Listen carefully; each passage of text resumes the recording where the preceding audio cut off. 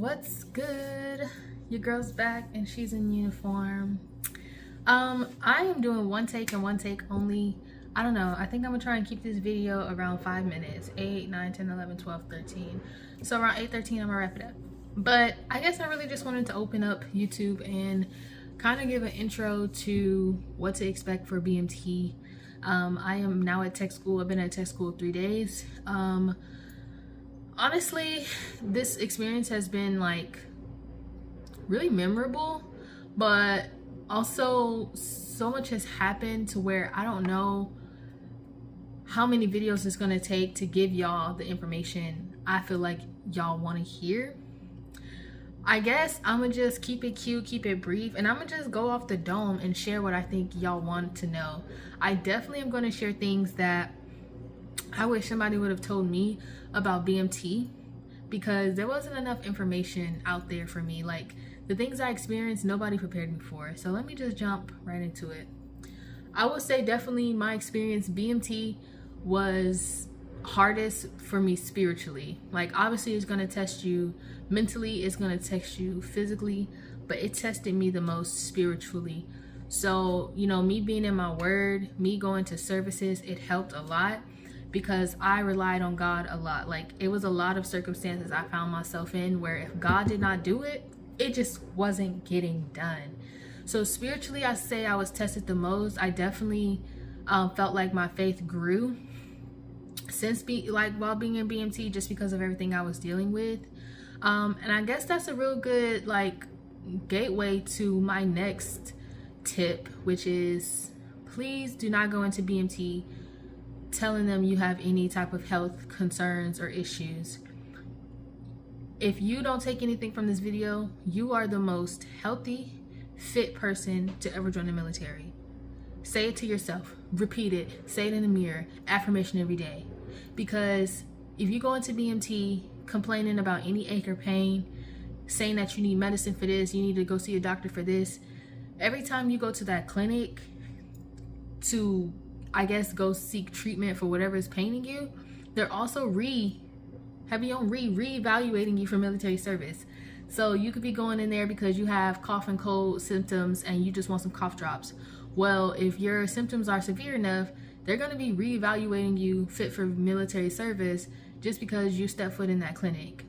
If you have any type of muscular pain, like you have like muscle fatigue from running and exercising, I would say that's your safest route. Like, they do have an AT, like a physical like athletic trainer that you can see, and they'll kind of like help you with anything muscular. But anything concerning like your body, please be very cautious, please be very weary of going in there saying that you're in pain or something's hurting or you're experiencing symptoms, because it can open a whole new gateway of issues that you were not anticipating. You probably just went in there wanting to get some relief from whatever you're experiencing, and now you are looking to be ELS because of some concern that they conjured up. And I'm not speaking on this because I don't know. No, I did this. I'm speaking on this because multiple people in my dorm experienced this.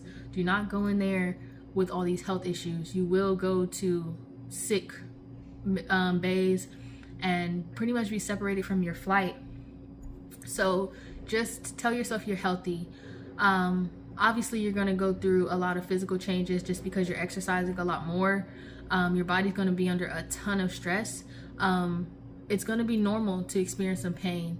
So I would say, you know, thug it out. I would say if symptoms are severe enough, obviously see someone, advocate for yourself, but do your best to understand that pain is normal because of how much stress and physical activity you're doing.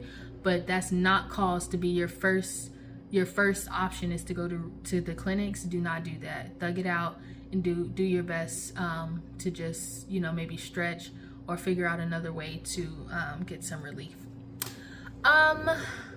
With that being said, I would definitely say mentally prepare yourself as well.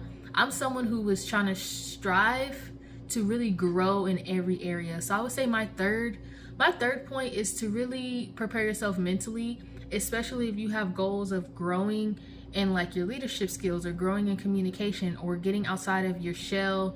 Maybe you want to be a better speaker. BMT can do all of that for you.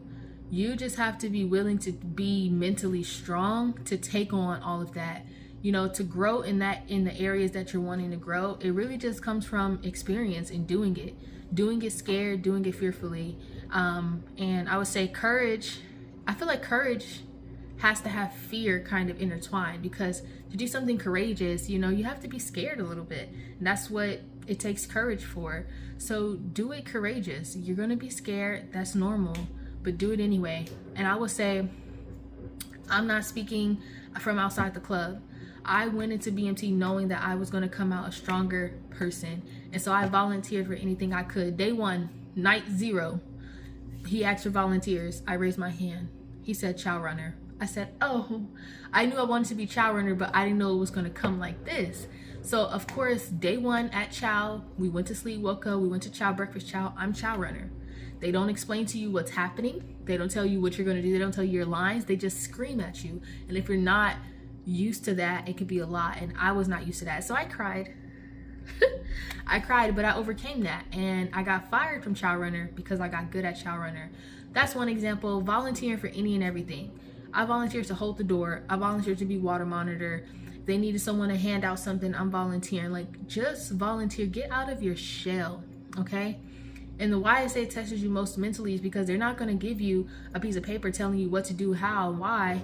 They're just going to throw you in there, and they're going to be yelling and putting you on the spot. And you literally get better from being put on the spot like that. So I would say mentally, I don't know how you can prepare before then, but all I can say is that if that's an area you want to grow in, just to be a stronger overall well-rounded individual, BMT can do that. I don't know what you can do beforehand to kind of prepare to that, then just to prepare yourself mentally for the yelling and the screaming, and to not have instruction before being in position.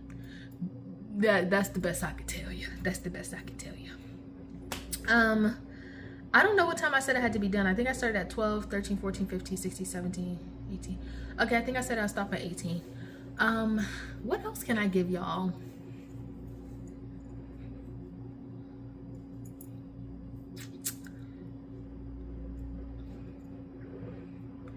I guess I'll just share some more of my experiences of what BMT helped me do that I guess I didn't really understand, or I didn't think that these things would happen, but I became better at, I would say, at friendships and being around women.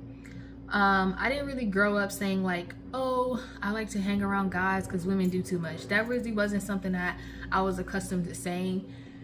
However, I would say that I kept a pretty low profile, kind of like staying to myself, and being in BMT kind of got me out of that. I know now how to be around women and interact with women more than before I went to basic. I can proudly say that I can interact with women and get along with them, and it doesn't feel like a lot of tension and like all that drama that, we so quick to assume that girls bring. I can be around them and it be no issue. So when you sleep next to 50 girls every day, you're gonna have to learn that. Plus, building patience. I think that's what a lot of it is. We don't have enough patience with each other. And I learned some patience. Like, obviously, 50 girls you're in a bay with, everybody has a different personality. Everybody has a different voice. I'm literally hearing some of the voices in my head right now that were so aggravating. And these are the same girls that wake you up in the morning and it's just like, girl, I do not want to hear your voice at the top of the hour. But you just learn to breathe, not even roll your eyes or react, just breathe and just dismiss it. So I would say I can get along with a variety of different personalities more so now after BMT. Thinking more on the spot. One area I know, one example of this was after Sunday service, I went up to the pastor and I had a question. I had a burning question on my heart and I wanted to go ask the pastor. And it was an emotional question. It had a lot of worry behind it. So when I went up to her, I was full of emotion. But when I went to open my mouth, I didn't choke up. I didn't just let those tears run. And that's what's happened to me in the past, where if I had something heavy on my heart and I went to share it, maybe I get choked up, my throat start closing up and tears start welling up. No, I was able to get out everything I wanted to say to her with that mental clarity as well. Like, I knew what I wanted to say and I said everything I needed to say.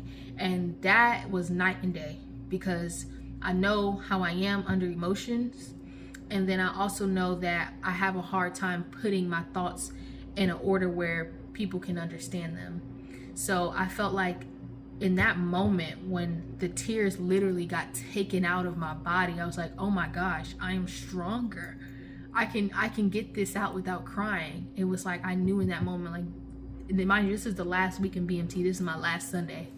So I was like, bro, BMT has changed me so much. Well, that was my last little bit. It's 5/19, or not 5/19, 2019. But yeah, I plan on making more videos. Like I said, I'm gonna post this. I don't even care how it comes out. I'm gonna post this because it's better to do it and make it better later than to be trying to do it perfect and never do it at all. So, but obviously, if y'all have any questions, I would love to answer them. Genuinely, please inbox me if I have some type of contact in my YouTube. I'm not sure, but post a comment and I'll answer it. But good luck, y'all.